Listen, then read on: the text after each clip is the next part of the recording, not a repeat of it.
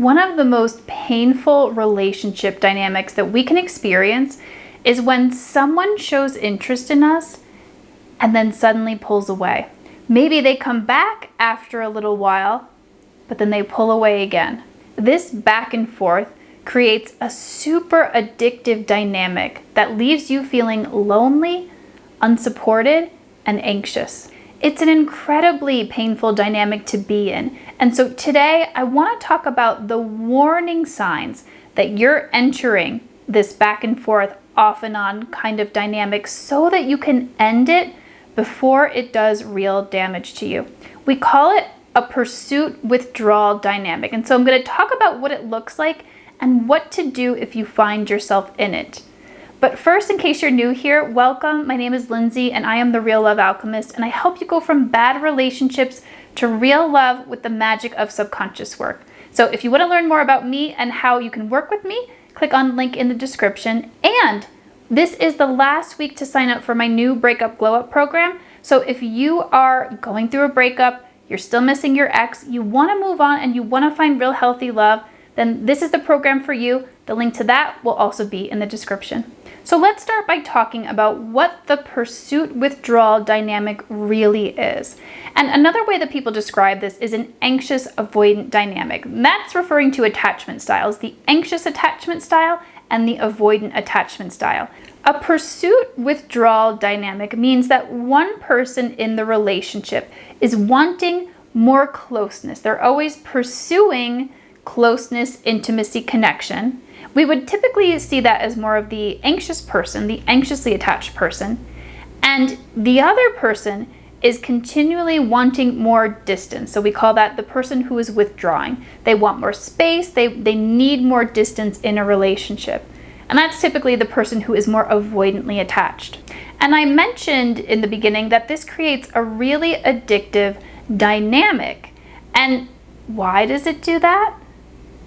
Two words, I was gonna say one word, no, two words here, intermittent reinforcement.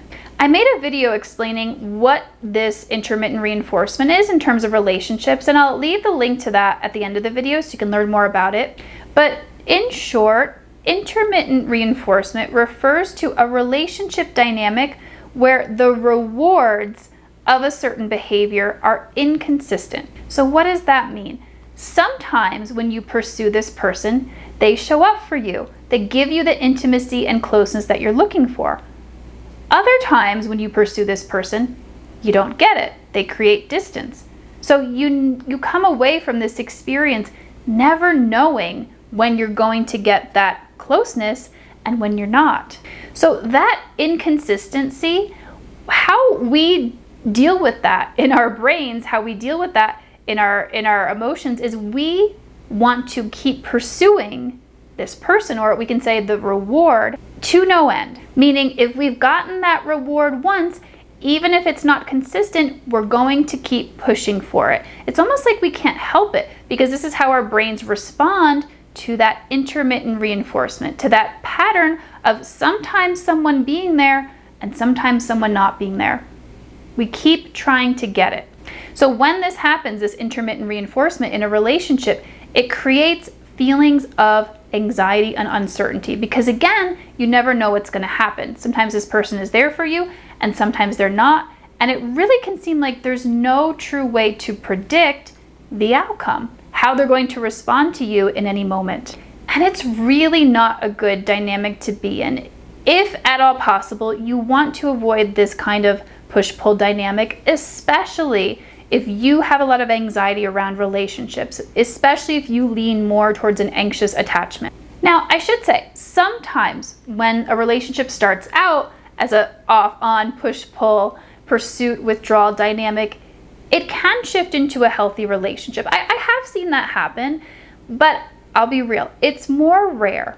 If it's going to be turned around into a more secure relationship, both people have to be willing to put in a lot of work, a lot of effort to heal, to shift their ways of relating, to shift their behaviors.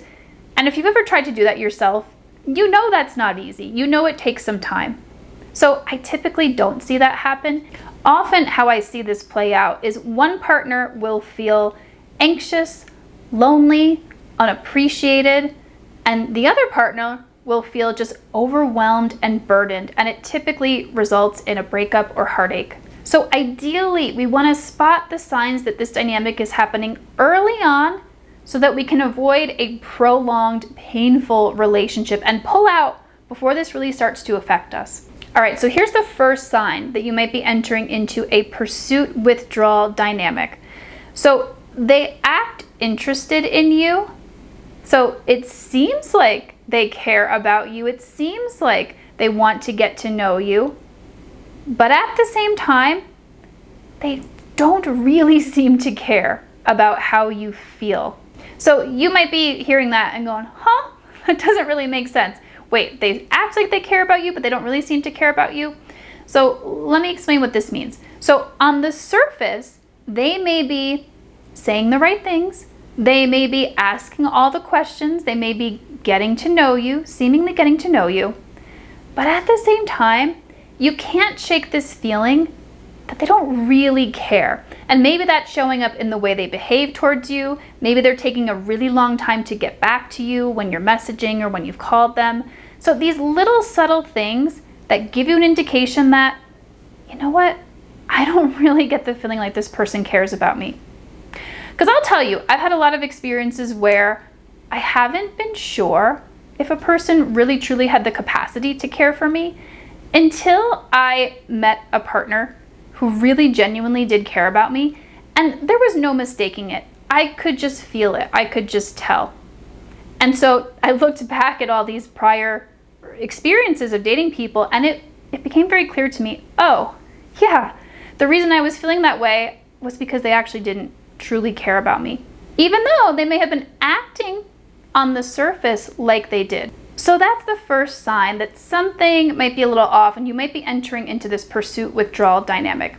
And so the second sign here is if they're actually really not interested in what you care about, what you are passionate about. When you tell them about these things, you get like a blank look, or they don't ask follow-up questions. They're kind of just like, oh, okay, moving on to the next topic. So why is that a sign that you might be getting into a pursuit-withdrawal dynamic? Well, it's a sign of unavailability. And it's a sign that this person may not have the capacity to really take you in as a person. They may have walls up. And typically when people have walls up, they have the tendency to want a distance at times. So that's a sign that you might be entering into that kind of dynamic. Another sign is when you share that you want some intimacy or some connection, they tell you that you're needy.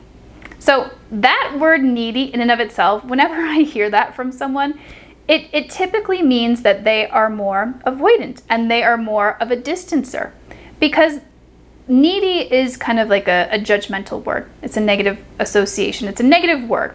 So anyone who's saying that, to me, means that they have not come to terms or accepted the very genuine and valid needs that they have in a relationship. So whenever someone brings up needs or they feel like someone is asking something of them, they project and say you're being needy, and they distance. So if someone is bringing up the word needy, it's likely that you're dealing with someone who is more of an avoidant, attached person, someone who likes to distance and will have difficulty meeting your basic intimacy needs in a relationship. Another sign that you're entering into this pursuit-withdrawal dynamic is if you feel like you have to earn their love. Again, that's a sign of unavailability. It's a sign that someone may have walls up, and it's a sign that they truly may not know how to either love themselves or love another person in a romantic relationship. Maybe they grew up with narcissistic caregivers, and that's how they felt they had to be loved in a relationship. And so they perpetuate that dynamic in the relationship with you. But either way, if you're feeling that, it's not a good sign, and it's something to really think about. Another sign that you're entering into a kind of pursuit-withdrawal dynamic is if you constantly feel rejected by this person. So if you're constantly giving them bids, which means wanting attention, affection, intimacy, connection, and they are saying no, they are busy, they can't do it right now, they're on their phone, they're playing a video game, and you're always feeling rejected, that's a really clear sign that this may not be the healthiest dynamic for you.